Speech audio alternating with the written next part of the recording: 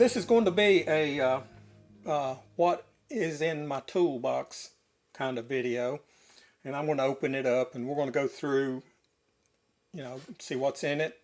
I've been through it and I'm very pleased with what I found. Now that it makes it apparent that maybe this would be worth making a video about. And I've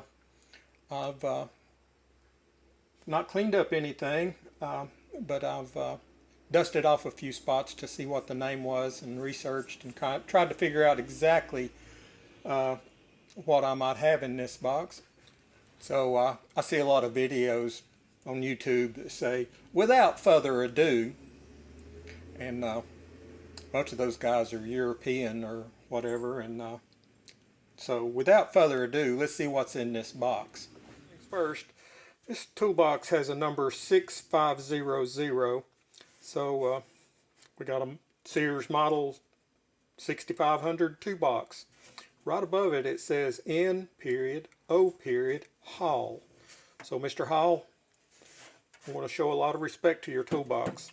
Well, I mentioned this lock earlier. It's Craftsman, and selling on eBay for, looks like around $35.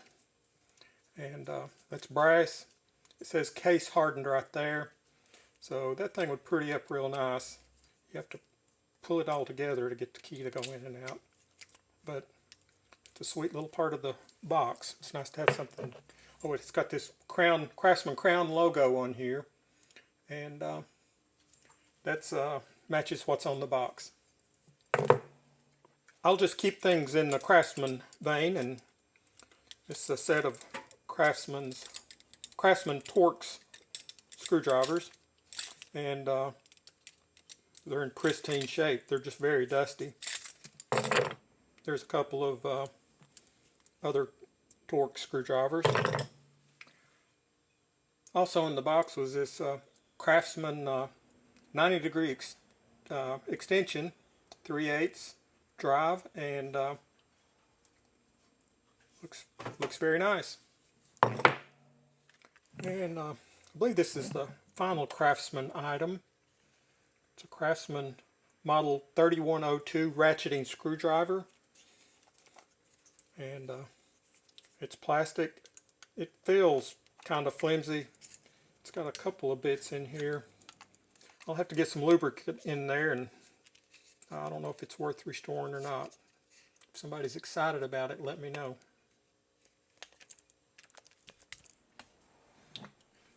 Got a couple of Fuller Tool Company items. This little stubby. I've not seen a picture of one like this on the internet anywhere. It's a Fuller 500 flathead. Also, these wire cutters here are Fuller, and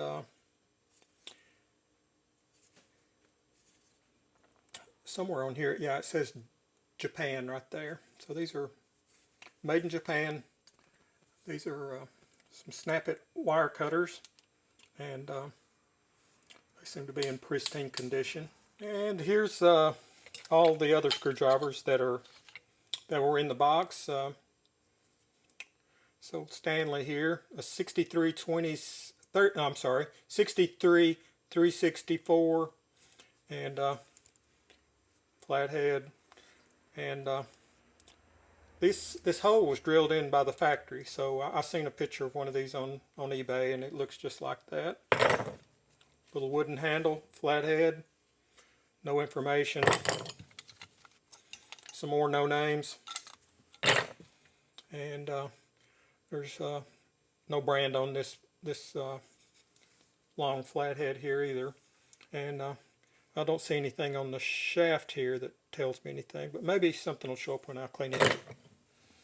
If anybody knows what these little things are, they're I have no idea. They got a little groove right in there on both sides, so it's a special little tool for doing something. Here's says, I can see a 2 there. I'd be surprised if that's a 12-foot tape measure in there, but it may be. It's called Fix and Save, and I've seen some of these on eBay. they're not a high dollar item.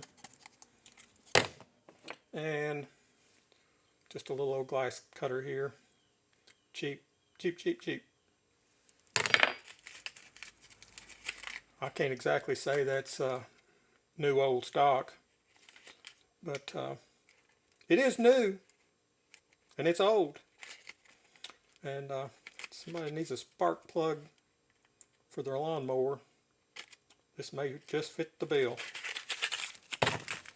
And this is a kind of an unusual item right here. That says, let me look right here, Lubriplate. And this is World War II era or earlier. And they call that a grease pot.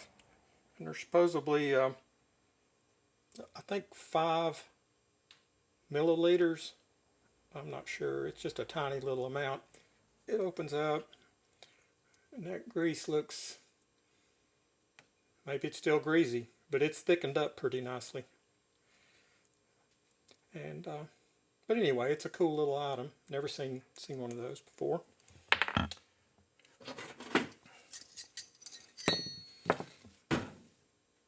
Got 3 little wrenches here, unbranded, unbranded. This one has a brand on it. That little W inside that diamond means it's a Williams. And right here says, I believe that's JM or JHW and Company USA. And that is a neat little old tool. And I have a small collection of Williams wrenches. And I was really pleased to get this because all mine are modern, and this one's quite old. It's pre-1924, and Williams started using their newer logo with the little swirl or scroll underneath them of the name, and after 1924. So I'm not exactly sure the date, but it's a neat old tool. That D right there is probably a owner's mark. And here's a few more wrenches. This is Big Daddy here. It says Herbrand, Fremont, California, USA. It's a number 37, and it's a good size wrench.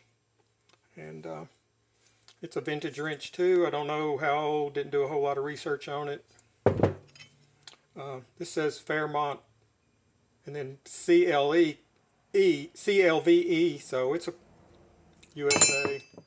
And then we got this little jewel right here, Indian motorcycle wrench. It's a real skinny little thing.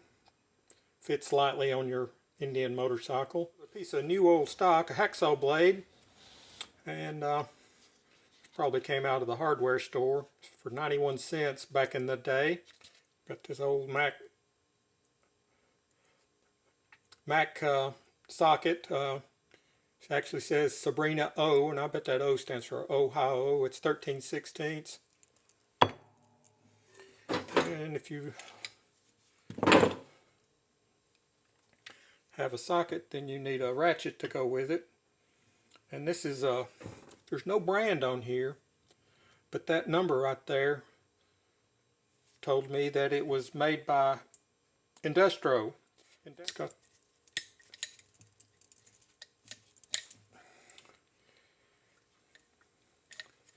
so if you want to make it go the other direction, you have to flip your little ratchet, I guess the male part of a ratchet, and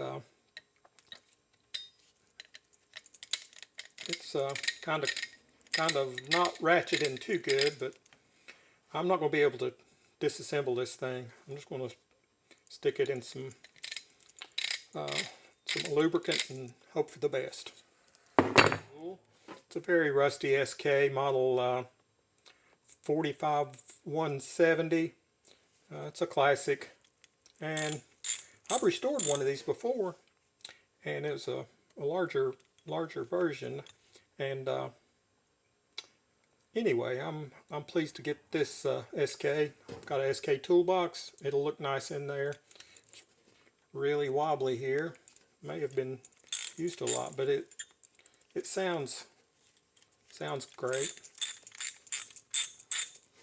And,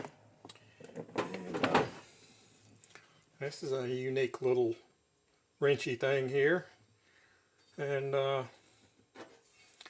made by Covers Company in Bedford, Ohio. I have no idea what this is for. Looks like it'd be something you'd use around the swimming pool with pumps and whatever. That may be all it's for. And it says basket strainer nut. And anyway, it's kind of unusual. I've seen a few of them on eBay. A couple more pieces of toolbox junk. Looks like those went together at one time. And not really in any need of that. It looks brand new. It's funny how everything else is in there is all rusted up, but anyway, it's vice grip, the original, and this is a model 6LC,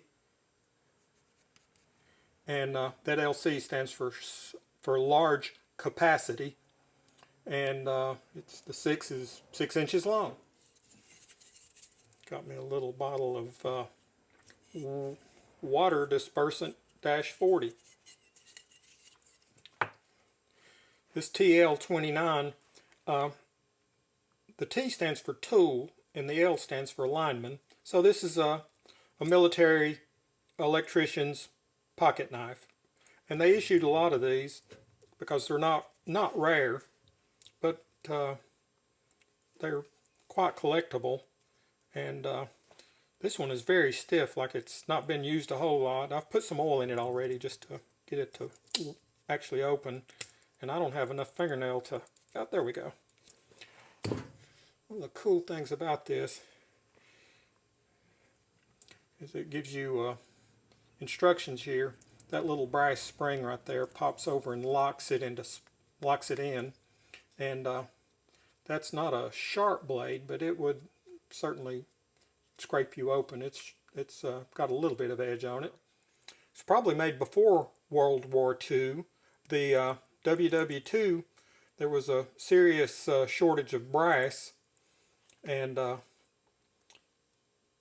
you ever have a chance to visit a submarine, a World War II vintage submarine, you'll notice there's a lot of brass in those things, and it's very interesting how polished and pretty those things look, especially one that is maintained and restored properly. That's real wood. After World War II, they quickly went to plastic, and they quickly went from being made in the USA to being made in, of all places, China or Japan or wherever. And oh, let me show you one more thing right quick. There was dozens of different manufacturers of this knife, and this one was made by Ulster in the USA, and these things are 25 or 30 bucks on eBay, and very proud to have it. I'm not a knife collector. I tend to lose them very quickly for some reason or another, and but anyway, we'll move on and clean this pretty little thing up. That's all that was in this toolbox.